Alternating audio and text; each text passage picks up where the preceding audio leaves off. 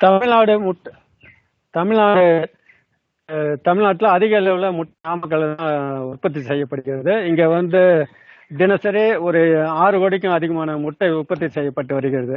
இந்த முட்டைக்கான கொள்முதல் விலையை NECCங்கிற ஒரு தனியார் அமைப்பு தான் முட்டைக்கான கொள்முதல் விலையை அறிவிக்கின்றது. இந்த தினசரி மாலையில் முட்டைக்கான கொள்முதல் விலையை அறிவிக்கிறாங்க. முட்டை விலையை முட்டை விலையை அறிவித்த முட்டை விலையை அறிவித்த பிறகு அதுக்கு வியாபாரிகளை வந்து அந்த முட்டை விலையை அறிவித்த விலையிலேருந்து 10 காசு 20 காசு மைனஸ் போட்டு தான் வாங்கிட்டு இருக்கிறாங்க.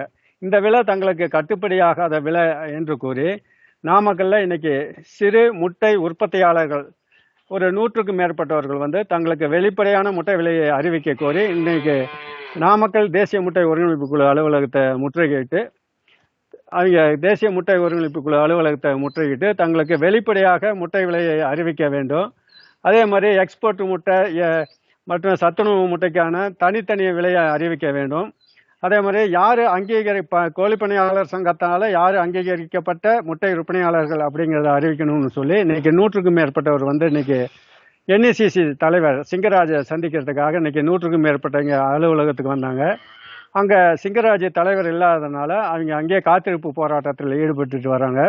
இதனால் அங்கே பரபரப்பு ஏற்பட்டது. இவங்களோட கோரிக்கை என்னென்னா முட்டை விலையை வெளிப்படையாக அறிவிக்கணும்.